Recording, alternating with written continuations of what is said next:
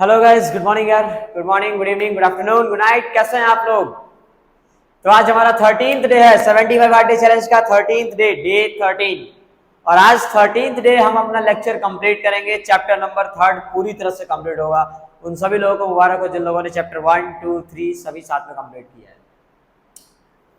आज chapter number 3 हम खत्म करेंगे। चैप्टर नंबर 3 खत्म करें कल से, मैं मतलब 14th डे से हम चैप्टर 4 पे आ जाएंगे। देखो देखते देखते ना वक्त बीत जाता है, पता नहीं चला होगा आप लोगों को साथ ना। इनफैक्ट आप देखो, हमने अभी कुछ दिन पहले ही स्टार्ट किया था, डे 1 से, है ना। चैप्टर नंबर 1 से स्टार्ट किया था। आज हमने चैप्टर 3 चैप्टर कंप्लीट कर लिए। और मेरे हिसाब से बहुत अच्छे से डिटेल्ड में, है ना। इनफैक्ट आपको इंपॉर्टेंट क्वेश्चन मालूम पड़ गए, इंपॉर्टेंट पॉइंट्स मालूम पड़ गए, बोर्ड के पीवाईक्यूज मालूम पड़ गए। और अगर आप उसको रिवीजन अगर आप करते रहोगे डेली, अगर आप नोट्स पढ़ रहे हो, तो शायद मेरे हिसाब से आपको 1, 2, 3 चैप्टर आपको अच्छे से याद भी होगा। तो ऐसे ही आज हम लास्ट लेक्चर है चैप्टर 3 एंड करने वाले हैं, और कल के दिन हम स्टार्ट करेंगे अपना चैप्टर 4। तो आज यार लास्ट लेक्चर है, तो फटाफट से इसको लास्ट में हमारा एक आखिरी वर्ड प्रॉब्लम बाकी है, डिनोमिनेशंस वाले। डिनोमिनेशन क्या होता है सर? वो कॉइन्स वाला आता है ना, कॉइन्स है, नोट है 50 रुपए के। हमारे बुक में एनसीईआरटी में सवाल है ना, Meena went to a bank to withdraw 2000 rupees, है ना, 2000 रुपीज से निकालना था। तो ये वाला सवाल हमारा आखिरी वर्ड प्रॉब्लम बाकी है, तब इसे आज कंप्लीट करेंगे। और एक आधी जनरल प्रॉब्लम आती है तो अपन देख लेंगे ना। तो फटाफट से पेन और कॉपी निकाल लो, एनसीईआरटी निकाल लो, और स्टार्ट करते हैं लेके प्रभु का नाम। क्लियर है सर? तो देखिए हमारा पहला सवाल रहेगा, हमारा पहला आज का ना, देखो ये सवाल जो मतलब मैं तुम्हें लिखवा दे रहा हूँ। सवाल क्या हमारे पास, from the Meena went to a bank, है ना। Meena went to a bank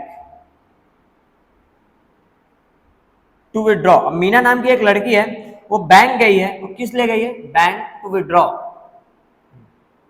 withdraw करने गई है। सही सब क्या? पैसे। कितने विड्रॉ करना है उसको? 2000। Withdraw rupees 2000। अब बात यह है, शी आस्क्ड द कैशियर, उसने जो है कैशियर से बोला, शी आस्क्ड द कैशियर। तो मीना दीदी ने कैशियर से ऐसा बोला कि भैया जी हमको टू गिव हर, है ना, to give her ₹50 and 100 notes only. ₹50 and मतलब दीदी को सिर्फ 50, ₹50 एंड ₹100 नोट्स ओनली। मतलब उन्हें सिर्फ 50 और 100 का नोट चाहिए। तो लगता है शादी में लुटाना चाहती थी। ठीक है, अच्छी बात है। तो देखा, शादियों में लुटाने के लिए ना 10-20 के नोट लेके जाते हैं। आज 1000 रुपए का विड्रॉ करने के लिए भैया 10-10 के नोट देना। फिर क्या करता है, ऐसे मस्त उड़ाते हैं। ठीक है, वो ढोल वोल बजाते हैं ना, उनको पर ऐसे पैसे उड़ाते हैं, देखा होगा आपने ना। तो लग रहा है ये भी है ना, 50-100 रुपए लगे। थोड़ी अमीर होगी मीना दीदी, है ना, तो 50-100 का नोट उड़ाने वाली है आज ये। तो 50-100 she asked the cashier to give her ₹50 and ₹100 notes only. अच्छा, ये भी बताया गया मीना गॉट 25 नोट्स। तो 50 और 100 रुपए के उसे टोटल जो है मीना दीदी को 25 नोट्स मिले, नोट्स इन ऑल। अब सवाल क्या है, find how many notes, find how many notes. Notes ये वो वाला नोट नहीं है जो आप नोट बनाते हो, ये पैसा है, पैसा। How many note of ₹50 and ₹100 she receive. How many notes of ₹50 and ₹100 she received. मतलब मीना दीदी के पास 100 रुपए के कितने नोट आए और 50 रुपए के कितने नोट आए, आपको ये चीज बतानी है। सर कैसे बताएंगे हम? इस टाइप का सवाल भी बोर्ड एग्जाम में आया हुआ है, इसलिए आपको ये सवाल कराया जा रहा है।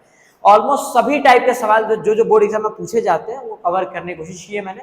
आपको 5 टाइप की ना, 5वां वर्ड प्रॉब्लम होगा ये। तो अगर आपको ये चीज समझ में आ जाती है तो ऑलमोस्ट 5 टाइप बहुत मोर देन इनफ है। ये सारे वो क्वेश्चन कराए मैंने आपको जो बोर्ड एग्जाम में पूछे गए हैं। ठीक है, बोर्ड एग्जाम में पूछे गए इन सेंस मतलब आपको इस टाइप के सवाल आते हैं। अब मैं ये नहीं कहूंगा कि हाँ यही सवाल आ जाएगा, ये कर लेना ना, वो तो मुझे भी नहीं पता।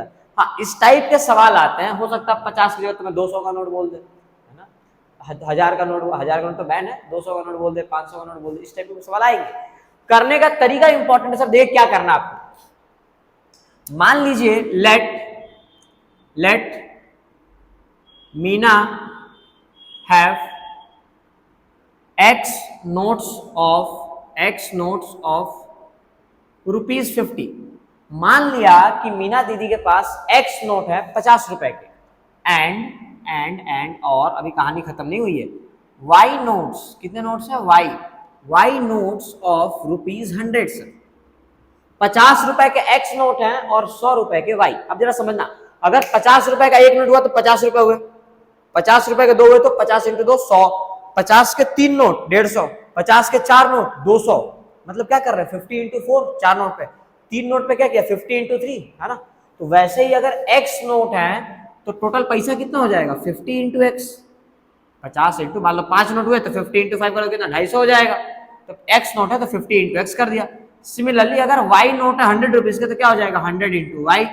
और ये टोटल पैसे की वैल्यू कितनी 50 का नोट और 100 का नोट इनको जोड़ के टोटल पैसा कितना होता है 2000 रुपया, 2000 रुपये होते सर। अब आगे करना है, देखो दोनों में 50 कॉमन ले लू मैं तो बचेगा x plus 2y is equal to 2000 और हमने कॉमन में क्या लिया सर 50। इसको इससे काट दो, देखो एक जीरो से एक जीरो कट जाएगा, 5 4 20 और एक जीरो बच गया। मतलब x प्लस 2y की जो वैल्यू है वो 40 आ रही है सर, x प्लस 2y की वैल्यू 40 आ रही है। पहला इक्वेशन आपका बन गया। आप यहाँ पे लिख सकते हो ना अकॉर्डिंग टू क्वेश्चन वगैरह जो आपको मैंने सिखा रखा है, ठीक है। अगला स्टेप क्या है, अगला बोला है Meena got 25 notes in all, Meena को टोटल 25 नोट मिले सर। तो एक्स नोट 50 रुपए के हैं, एक्स नोट मिले और एक वाई नोट मिले, दोनों को जोड़ के 25 आना चाहिए। यह तुम्हारा बन गया दूसरा इक्वेशन, बस हो गया काम। ये है तुम्हारा दूसरा इक्वेशन, ये है तुम्हारा पहला इक्वेशन। अब बताओ आंसर कैसे आएगा, एक्स और वाई की वैल्यू बताई थी ना, तो आप देखो दो चीजें कर सकते हो, इन या तो इनको सब्ट्रैक्ट कर दो, है ना, सब्ट्रैक्ट कर देंगे अपन। एक्स में से एक्स माइनस वाई कितना बचेगा 0, 2y में से 1y तो 1y बच जाएगा, 40 में से 25 घटा दो 15 आ जाएगा, मतलब y इज इक्वल टू 15। और y क्या था 100 रुपए के नोट, मतलब 100 रुपए के 15 नोट मिले थे। और आपको x की वैल्यू भी निकालनी होगी, है ना। तो x प्लस वाई आपका 25 आ रहा है ना, तो यहाँ पे रख दो। अगर y 15 है तो 15 में ऐसा क्या जोड़ेंगे अपन की 25 आ जाएगा 10, मतलब x की वैल्यू 10 आ रही है। मतलब 50 रुपए के 10 नोट और 100 रुपए के 15 नोट आने वाले हैं, इतने उनको नोट मिले। यही सवाल है एनसीईआरटी का ना, और इनफैक्ट ये सवाल पूछा जाता है, बहुत इजी है करना, इसे छोड़ना नहीं है, ठीक है, अटेम्प्ट करना। बाकी इसके अलावा कुछ एक आदि जनरल सवाल देखो और आ सकते हैं, जैसे एक एनसीईआरटी में सवाल है सप्लीमेंट्री एंगल बेस्ड है, सप्लीमेंट्री एंगल बेस्ड है द लार्ज, उसमें सवाल क्या मैं आपको लिखवा दे रहा हूँ, सॉल्व भी कर लेंगे, जनरल सवाल है ये तो आ सकता है, ध्यान रखना। The larger of to supplementary angles, the larger of two supplementary angles, supplementary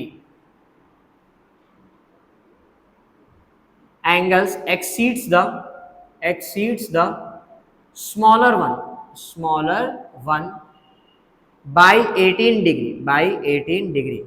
Find the angles. अब इस टाइप का सवाल देखो, ये जनरल सवाल है ना, क्या करना था इसमें आपको, देखो इसमें आपको क्या दिखा लार्जर। अब सप्लीमेंट्री एंगल 200 बनते हैं, ऐसे दो एंगल जोड़ने पे 180 आ जाए। तो पहली बात है कि सप्लीमेंट्री है तो मान लो लेट द लार्जर एंगल, लिख लेना larger angle be X and the smaller angle, छोटे वाले एंगल को स्मॉलर एंगल उसको वाई मान लेते हैं, बी वाई। बड़े वाले एंगल को x मान लिया, छोटे वाले को y मान लिया, सप्लीमेंट्री एंगल है मतलब दोनों को जोड़ के 180 आएगा। ये बात कोई आपको बताने नहीं आएगा, ये बात आपको खुद समझनी पड़ेगी। x plus Y is equal to 180, पहला इक्वेशन कंप्लीट हुआ। दूसरे में क्या बोला है, larger of to supplementary angle exceeds the smaller by 18, मतलब जो बड़ा वाला एंगल है वो छोटे वाले से 18 बड़ा है, मतलब ये बड़ा वाला एंगल x है और ये छोटे वाले से 18 बड़ा है। तो एक काम करते हैं, छोटे वाले में 18 जोड़ देते हैं ताकि दोनों इक्वल हो जाए। बन गया आपका दूसरा इक्वेशन।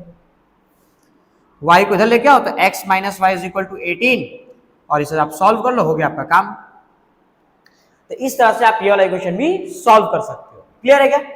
चलो तो आपको और इंपॉर्टेंट चीजें मैं बता देता हूँ। हाँ, और इंपॉर्टेंट चीजें मैं आपको क्या बताऊंगा, जैसे ये चीजें हो गई। बोर्ड एग्जाम में आने वाले सवाल बताता हूँ, किस किस टाइप के सवाल आपको आएंगे।